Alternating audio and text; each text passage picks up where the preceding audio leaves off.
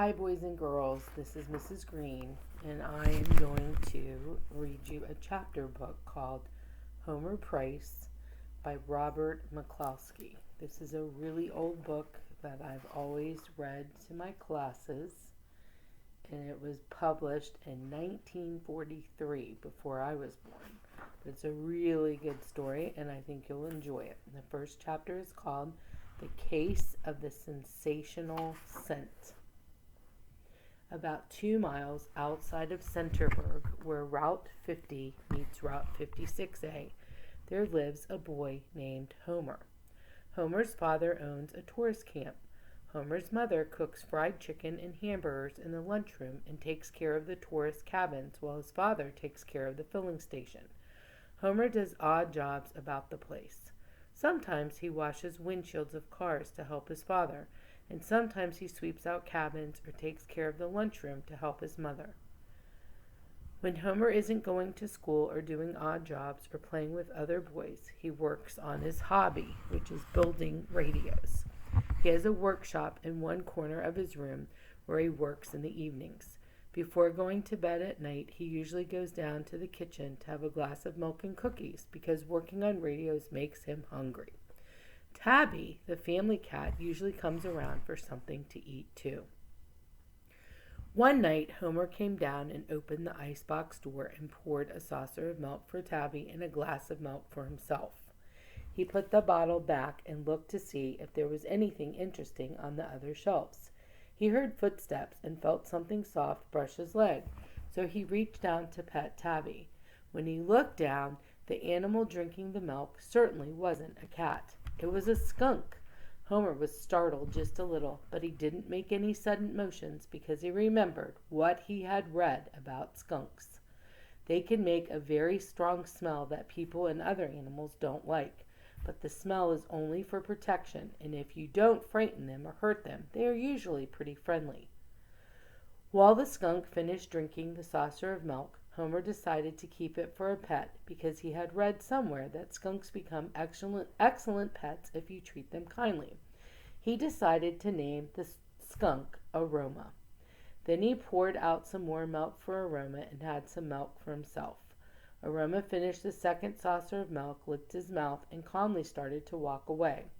Homer followed and found that Aroma's home was under the house right beneath the window. During the next few days, Homer did a lot of thinking about what would be the best way to tame Aroma. He didn't know what his mother would think of a pet skunk around the house, but he said to himself, Aroma has been living under the house all this time, and nobody knew about it, so I guess it will all be all right for it to keep being a secret. He took a saucer of milk out to Aroma every evening when nobody was looking, and in a few weeks Aroma was just as tame as a puppy. Homer thought it would be nice if he could bring Aroma up to his room because it would be good to have company while he worked building radios. So he got an old basket and tied a rope to a handle to make an elevator. He let the basket down from his window and trained Aroma to climb in when he gave a low whistle. Then he would pull the rope, and up came the basket, and up came Aroma to play a social call. Aroma spent most of his visit sleeping while Homer worked on a new radio. Aroma's favorite place to sleep was in Homer's suitcase. One evening, Homer said, There, that's the last wire soldered, and my new radio's finished. I'll put the new tubes in it, and then we can try it out. Aroma opened one eye and didn't look interested, even when the radio worked perfectly. An announcer's voice said, N.W. Blott of Centerburg won the grand prize of $2,000 for writing the best slogan about dregs after shaving lotion. Why, I know him, and he's from my town, said Homer.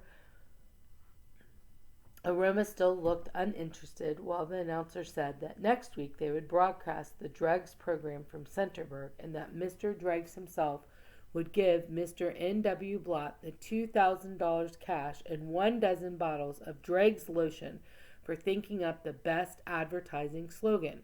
Just think, Aroma, a real radio broadcast from Centerburg. I'll have to see that. The day of the broadcast arrived, and Homer rode to Centerburg on his bicycle to watch. He was there early, and he got a good place right next to the man who worked the controls so he could see everything that happened. Mr. Dreggs made a speech about the wonderful thing Mr. N.W. Blott had contributed to the future of America, shaving, with his winning slogan, the aftershave lotion with the distinctive, invigorating smell that keeps you on your toes. Then he gave N.W. the 2,001 dozen bottles of lotion in a suitcase, just like the one that Homer had at home. After N.W. made a short speech, the program was over. Just then 4 men said, "Put 'em up," and then one of them said to N.W., "If you please," and grabbed the suitcase with all the money and lotion inside. Everyone was surprised. Mr. Dreggs wasn't surprised. N.W. Blott was surprised. The announcer was surprised. The radio control man was surprised, and everybody was frightened too. The robbers were gone before anybody knew what happened. They jumped into a car and were out of sight down Route 56A before the sheriff shouted, "Wait till I send out an alarm, men, and then we'll chase them." No robo-radios. Radio robbers can do that in this town and get away again. The sheriff sent out an alarm to the state police, and then some of the men took their shotguns and went off down 56A in the sheriff's car.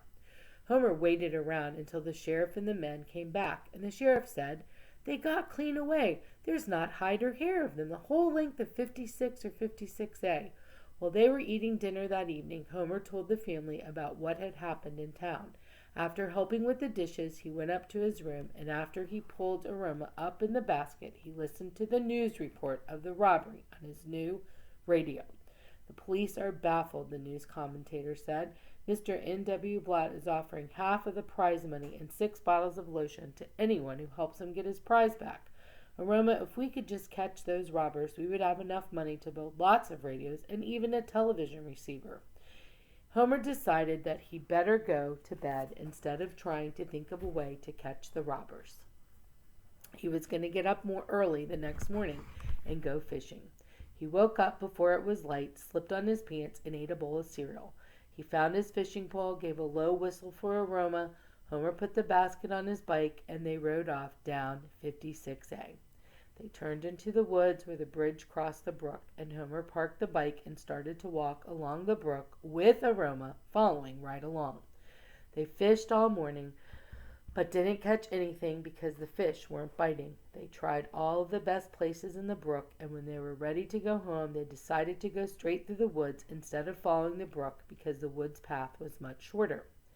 The path through the woods was an old wood road that was not used anymore.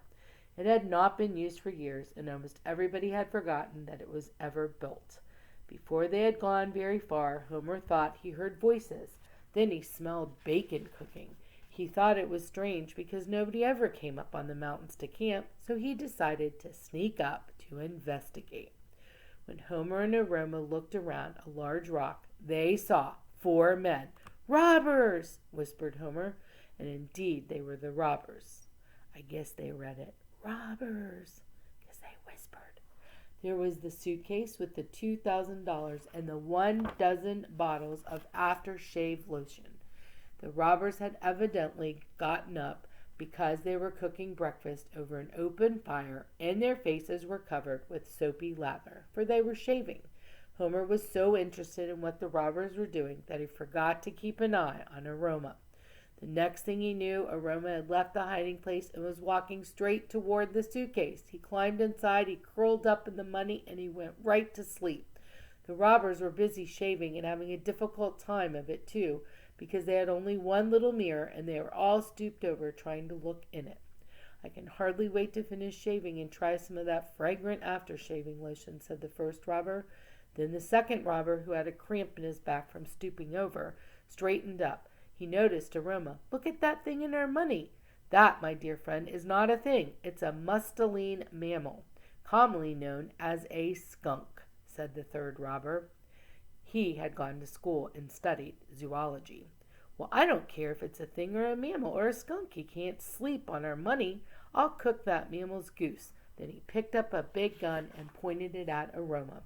"I wouldn't do that if I were you," said the third robber with the college education. "It might attract the sheriff, and besides, it isn't the accepted thing to do to musteline mammals."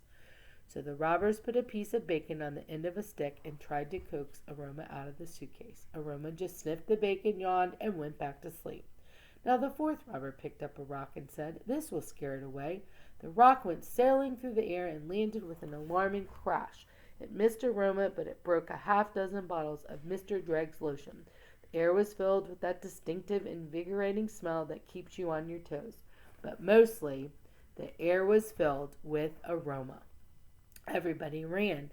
The smell was so strong it made you want to close your eyes. Homer waited by the old oak tree for Aroma to catch up, but not for Aroma to catch all the way. They came to the bike and rode off at full speed, except to stop once to put Aroma in the basket on the rear mudguard. They made the trip home in record time. Homer was very thoughtful while he did the odd jobs that afternoon. He thought he had better tell his mother what had happened on the mountain. His father had gone into a city to buy some things that were needed around the place. He would not be back till late at night. At dinner time he was just about to tell her when she said, "I think I smell a skunk around here. I'll tell your father when he gets home. We will have to get rid of that animal right away because people will not want to spend the night at our tourist camp if we have that smell around." Then Homer decided not to say anything about it because he didn't want his father to get rid of Aroma, and because the robbers would no doubt get caught by the state police anyway. That evening Homer was taking care of the gas station and helping his mother while his father was in the city. In between cooking hamburgers and putting gas in cars, he read the Radio Builders magazine and looked at the pictures of the mail order catalog. About 8 o'clock, 4 men got out of a car and said, "We would like to rent a tourist cabin for the night." "All right, follow me," said Homer, and he led the way to the largest cabin. "I think you'll be comfortable here," he said, "and that will be $4 in advance, please." "Here's a $5 bill, buddy. You can keep the change," said one of the men. "Thanks," said Homer as he stuffed the bill in his pocket. He was just about to put the $5 bill in the cash register when he smelled that strange mixture. Partly the distinctive, invigorating smell that keeps you on your toes, and partly aroma. He sniffed the bill, and sure enough, it was what he smelled. The robbers! "These 4 men are robbers," said Homer to himself. He decided he better call up the sheriff and tell him everything.